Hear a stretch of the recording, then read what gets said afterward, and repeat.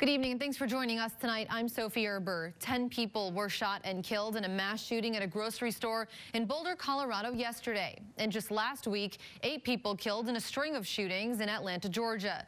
Now lawmakers tonight are discussing a solution to America's gun violence problem yet again.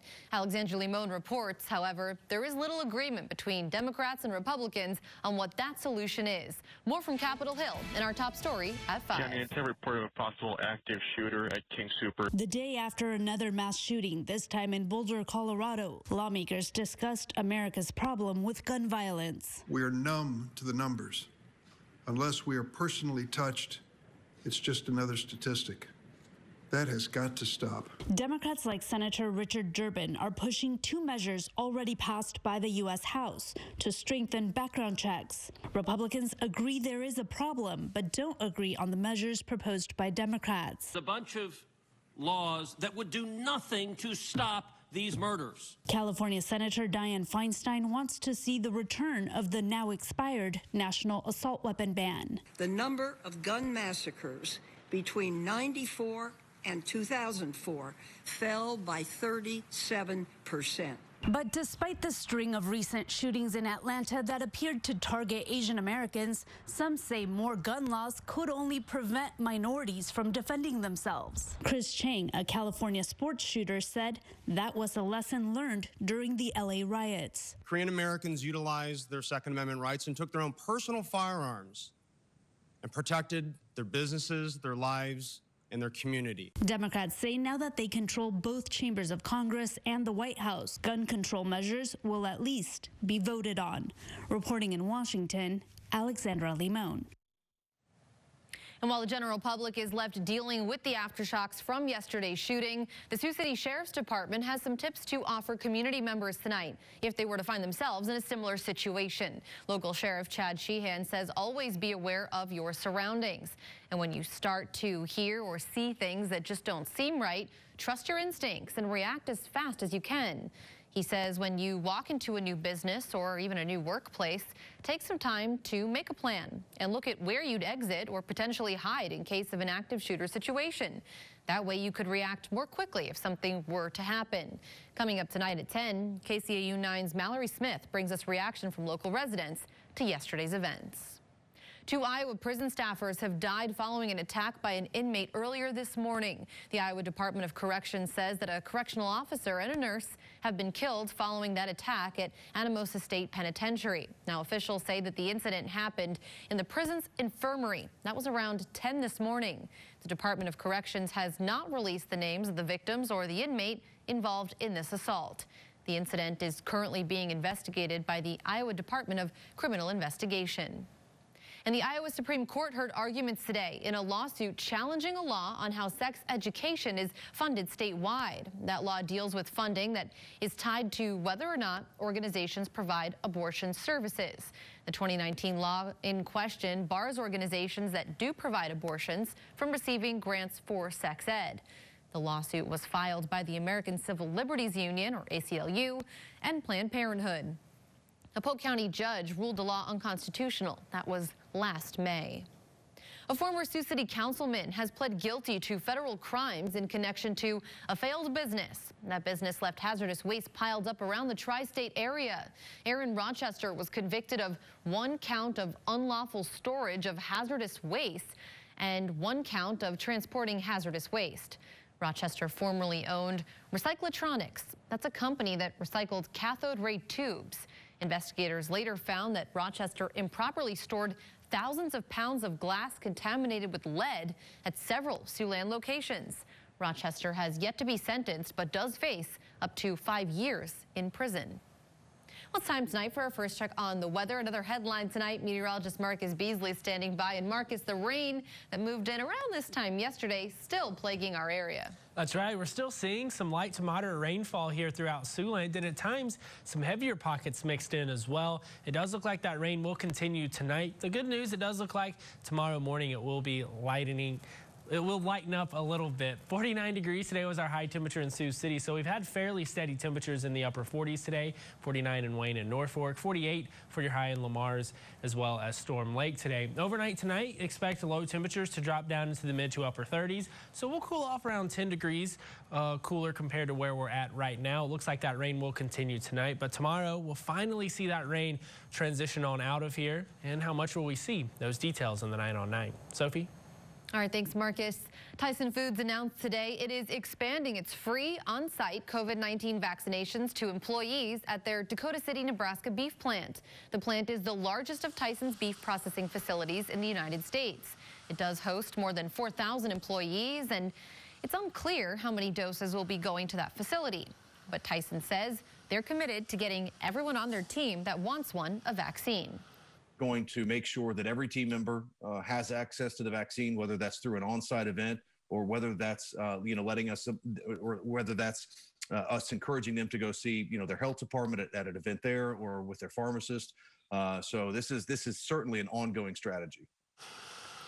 Tyson has vaccinated roughly 19,000 of their workers to date.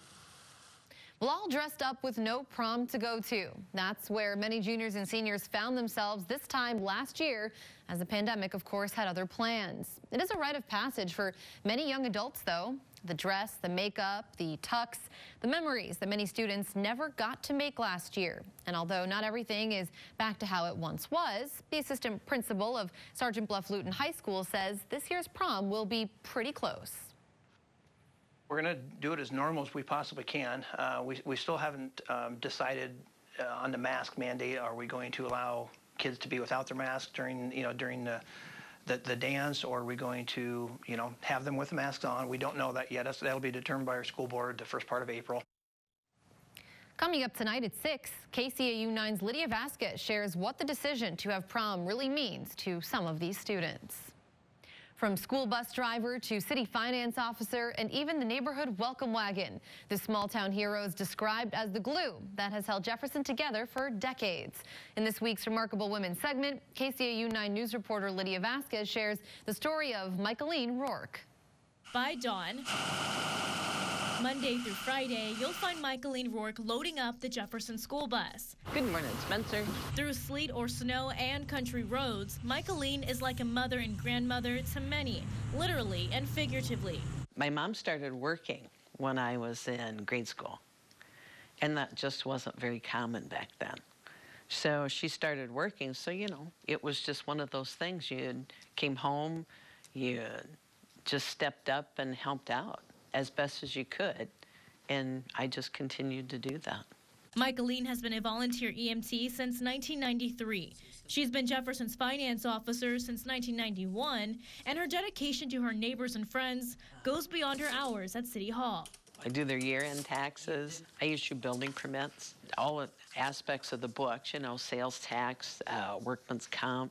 I keep track of their insurance policies, support for the police department when they need something. It's just everything. I find dogs. I do everything except be the cop. I just tell him what to do. Community members say Michaeline has been the glue that holds the town of Jefferson together. It's because it's the community. And if I don't help the community,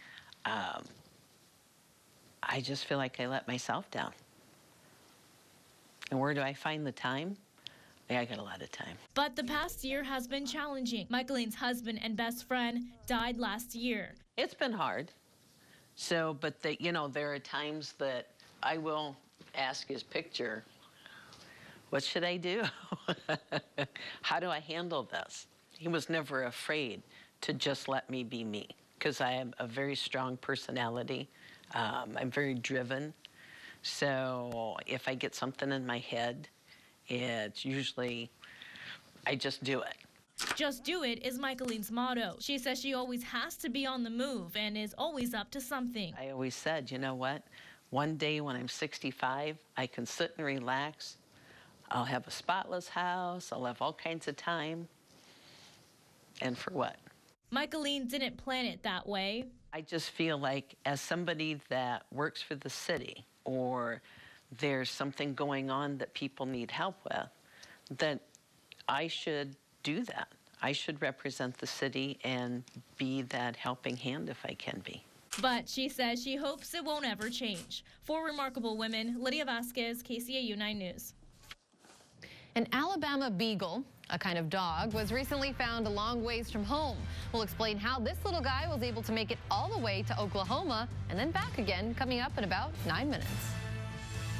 And it looks like that rain is finally going to wrap up tomorrow. We'll see a slight warm up and sunshine by this weekend. Details on all of that after the break. You're watching KCAU 9 News with Sophie Erber and meteorologist Marcus Beasley. This is KCAU 9 News at 5.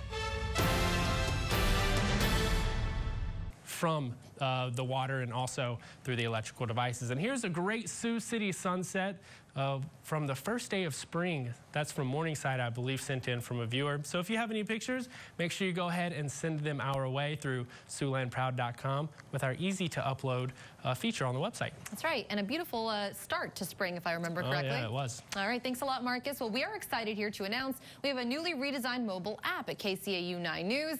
It's a beautiful experience that alerts you to all breaking news, and it also lets you find other important content like weather and video quickly. Just update your existing KCAU 9 News app to get the very latest version. Or if you don't have us yet, you can download the app in either the App Store or on Google Play. Again, it's free. Just visit SiouxlandProud.com if you'd like to learn more. Well, a group of Arkansas stylists are using their skills to give back to their community. We'll show you how these cosmetology students are helping the homeless in about 8 minutes. But first, an Alabama beagle made an incredible journey all the way to Oklahoma. We'll share the story of how he was able to make his way back home after the break. The internet is full of families searching for their lost pets, but a family in Alabama got the news their pet had been found almost 800 miles away. Reporter Debbie Williams shares with us a homecoming 2 years in the making. Who could have guessed? Tell me, we're going. A wandering beagle Home to Alabama? is now on her way home from Oklahoma. I was just like, what? I was like, it's 2 years ago. 2 years ago, Brooke Lake opened a door. And she just caught a scent and she just ran. She ended up at the Oasis truck stop where someone picked her up and took her to Oklahoma. Because it's just so heartbreaking because I loved her. She was my first dog. And I kept up with her microchipping, thinking that maybe one day someone would find her and scan her. And that's what happened. I happened to walk in at the exact same time that Lily had just been surrendered. Amber Ridnour with Skya took Paws and Claws Animal Rescue, scanned Lily for a microchip, and made the phone call. And immediately she's elated with the news and the fact that, they had pretty much given up and thought that she probably wasn't even alive any longer. The little dog that seems happy to be going home will hitch a ride with a soccer mom later this week. To be able to shed light on the importance of microchips and checking for them and to be able to be part of Lily's story and getting home to Brooke and her family is, yeah, sure, one of the highlights of this year, I'm certain. And certainly a highlight for Lily and Brooke, too. I'm nervous because it's been so long, but it's definitely going to be a very emotional thing. A good ending there. Well, a group of cosmetology students has found a great way to give back to their community. Coming up in just a few minutes, we'll explain how they're sharpening their skills, literally, while helping out the homeless in Arkansas. The homeless population in an Arkansas community tonight is getting a fresh new look and at no cost, thanks to local cosmetology school students. Reporter Lauren Krakow shows us how these stylists are sharpening their skills while giving back. Stylists from the Academy of Professional Cosmetology are hard at work, giving haircuts to the homeless. Like Amanda Muro, who's staying at the Salvation Army in Bentonville. This wasn't here, me and my husband would probably be on the street right now. Muro says due to many people losing their jobs in the pandemic, something as simple as a haircut is an out-of-reach expense. A lot of people here, they're struggling, with wondering if they're going to find a place to go live or if they're going to get another job. And so right now, today is, a day to make everyone here feel extra special. Academy of Professional Cosmetology student Brian Blackman was the brains behind the coordinated idea. Being in this type of situation one time in my life, I just felt like I had to pay it forward in some type of way. Knowing firsthand how it feels to be without a home, Black men, as well as the other students, were happy to lend their skills. I just hope that they just feel good about themselves and just have a nice, warm feeling. To help those who are struggling feel confident and hopefully get back on their feet. Taking a live look outside right now on this rainy night from our tower cam here in Sioux City. Marcus returns with one more check on your forecast. Before we wrap up here at 5, let's check in now with Tim for what's coming up at 6. Hi, Tim. Hey, good Tuesday afternoon, Sophie. The rain today, again, kind of a nuisance to most folks. But for those looking ahead to the planting season, it comes as good news. We'll take a look at that. And the drought monitor, that's at 6. Also, Woodbury County's Board of Supervisors are in session this afternoon. They are expected to vote on a plan that would help kickstart work at the site of a new Woodbury County jail and law enforcement center. We'll explain what that's all about. And a big night of basketball. NEIA championship night at the Tyson tonight. Hopefully folks will battle through the weather and get down and watch the ladies play.